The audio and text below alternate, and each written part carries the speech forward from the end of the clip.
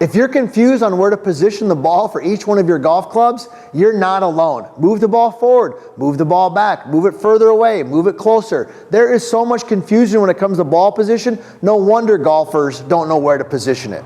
Well, I'm PGA teaching professional Todd Cope, Director of Instruction for US Golf TV and the Sanford Power Golf Academy.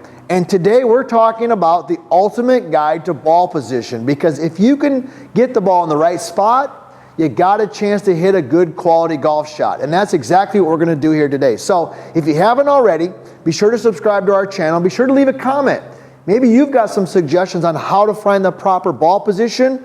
I'd love to hear it, because you can maybe help me learn a few things as well. So let's dive right into it, because there is a different position for the ball based on the club that you're hitting. So we're going to talk about the wedge, a 7-iron, a fairway wood or hybrid, and the driver. Now each one of these has a different ball position. Now I like to use my Reimer short game training aid. Now mostly we use this a lot for the short game, putting, chipping, but when it comes to ball position, there's nothing better. So let's dive right into it. First of all, wedges. Let's talk about a wedge. Now when we hit a wedge shot, we want the club, I should say, to come in contact with the ball as the club is making a slight descending motion.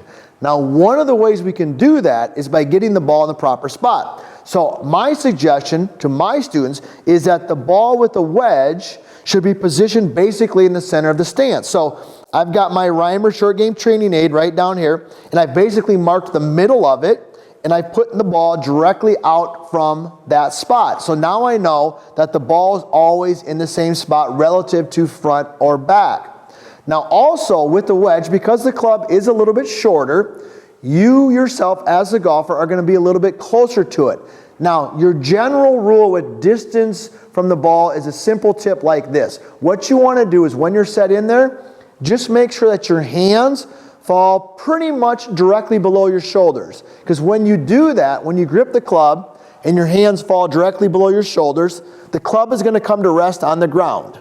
All right, and with the wedge, because the club is shorter, it's going to be a little bit closer to you. So with the wedge, ball in the center, hands right below the shoulders. Now, how about when we hit a 7-iron? All right, now when I hit my 7-iron, because the ball's on the ground, I still want to create a slight descending motion when I come in contact with the ball.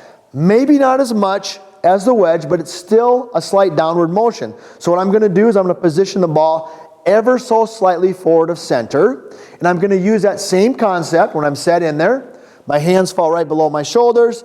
Because the 7-iron is a little longer than the wedge, I'm going to naturally be a little bit farther from the golf ball, but I still have that consistent ball position of ever so slightly forward of center. So hopefully those two make sense, because when the ball is on the ground, when you're hitting an iron, you want that slight descending motion. So if you agree with that or disagree with that, or maybe you have some couple other ideas, like I said, be sure to leave a comment and be sure to subscribe. Now let's talk about the hybrids or the fairway woods. Now I've got a fairway wood. I don't play with the hybrid, but I've got a fairway wood here. I've got my three wood. Let's say I want to hit this off the ground.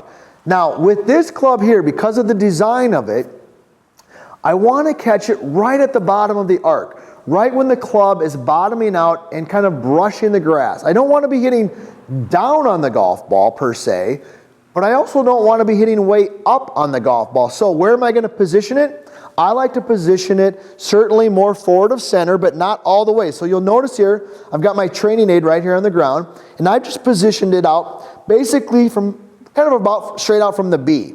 And then now I know that the ball, in essence, is kind of straight out from kind of maybe where the logo on a shirt might be, kind of in that vicinity. So certainly more forward than I had with the 7-iron. Once again, I'm going back to that same tip, distance from the ball. I'm letting my hand just kind of hang naturally right below my shoulders. That helps me find that. Now, the most important club in the bag, right? The one we like to hit the most, the driver. Now, this is the one club that every time we hit it, okay, it's on a tee.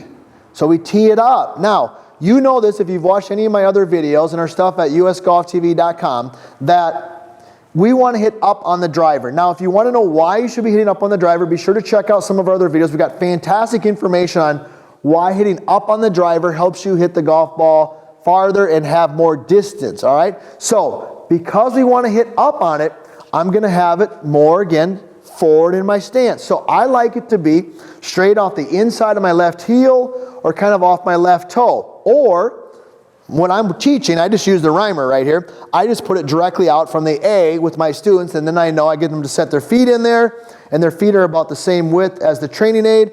I put the ball straight out from the A. I know that it's a little bit forward. And when the ball's in that position, that allows me to hit up on the golf ball and get maximum distance. Once again, distance from the ball, we've already talked about that. Hands below my shoulders, same thing, and I can get it right there.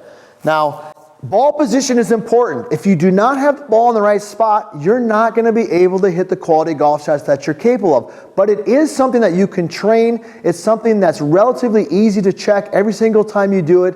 These tips will help you do that. Be sure to subscribe. Be sure to leave a comment. Thank you for watching, and I hope these tips help you play better golf.